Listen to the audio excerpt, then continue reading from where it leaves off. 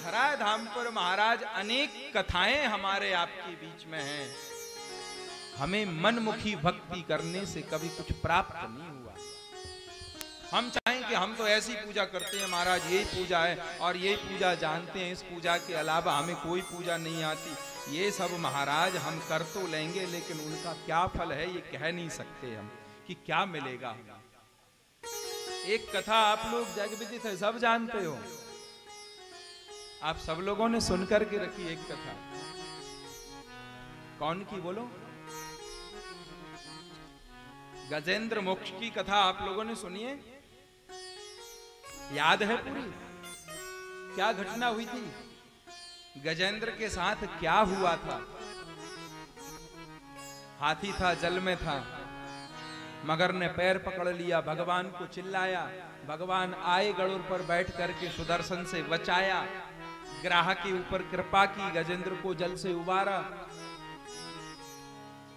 लेकिन साधु संतों के मन में, परीक्षित जी के मन में एक बात आ गई थी, महाराज ये जो हाथी है उसको जड़ बुद्धि कहते हैं, मोटी बुद्धि वाला, उसने भगवान को याद कैसे कर लिया आज के समय? तब सुखदेव जी ने कहा था कि राजन, उसने याद इसलिए किया कि ये पहले जन्म में इंद्रद्युम्न नाम का राजा था। तब क्या किया इसने? बोले तब इसने अपने राजपाट को छोड़ करके दाढ़ी बढ़ा ली, बाल बढ़ा लिए, भगवा वस्त्र पहन लिए और उन भगवा वस्त्रों को पहन करके माला कमंडल लेके जपने के लिए बैठ गया, भगवान नाम जपने लगा। अब तो इसको लगता कि हम भी बाबा जी हैं, हम भी किसी से कम है क्या? और इसके पास से उसी समय दुर्वासा ऋषि निकले। इसने सोचा ये भी महात्मा, मैं भी महात्मा, कोई प्रणाम की बात तो है ही नहीं है, मैं इनको प्रणाम करूं, एक जैसे ही तो है।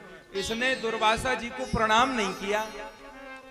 दुर्वासा जी तो भगवान शिव के अवतार हैं, शिवावतार हैं। उन्होंने कहा राजन, तेरी बुद्धि सठिया गई, अब तुझ में विवेक नहीं बचा, अब तू विचार नहीं सकता कि क्या अच्छा क्या बुरा है। तुझे लगता है कि ये पीले कपड़े पहनने से, बाल बढ़ाने से, जटाएं बढ़ाने से, दाढ़ी बढ़ाने से, माला लेने से, कमंडल रखने से तू बाबा जी बन गया, संत बन गया? तू क्या भगवान का सबसे बड़ा भक्त बन गया? अरे ऐसा नहीं होता, जा मैं तुझे श्राप देता हूं। तू मदमस्त होके हाथी की तरह बैठा है, साधु संत आते हैं तू प्रणाम नहीं करता, तू सोच रहा है मैं ही सबसे बड़ा साधु हूं, मैं भी तो इनके ही जैसा दिखता हूं, इसलिए मैं श्राप देता हूं, जा तू हाथी बन जा। और यही इंद्रद्युम्न हाथी बन गया आकर के। सूत जी कहते हैं भैया, मनमुखी भक्ति करने से किसी को कुछ नहीं मिलता। हम कम करें, थोड़ी सी करें, हम बहुत कम कर पाए, लेकिन हम वो करें जो हमें शास्त्र आज्ञा देता है।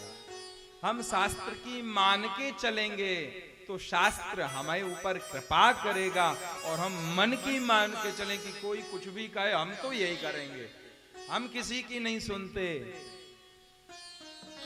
और जो लोग ऐसे हैं कि हम किसी की नहीं सुनते, कोई उनकी भी नहीं सुनता, फिर न संसार में, न जगत में, और न भगवान, न बाबा, कोई नहीं सुनता। जो सबकी सुनता है, जो सबकी गुनता है, जो सबकी मानता है, जो सबके बारे में सोचता है, जो सबके बारे में विचार करता है, जो सबको देखता है, जो सबका भला चाहता है, जिसके मन में ये भाव है कि सर्वे भवन्तु सुखिना, सर्वे सन्तु निरामया, सब सुखी हों, सब निरोगी हों, सब आनंदित हों, सब गदगद हों, सब प्रसन्न हों, सब आत्ममुग्ध हों। और जिसके हृदय में ये विचार हैं, भगवान और बाबा भी कृपा उसी जीव के ऊपर करते हैं। इसलिए हम अपने मन को ऐसा बना लें। बाबा के पुराण में आया कि महाराज जो जितना गाए जपे उसके ऊपर उतनी कृपा होती है।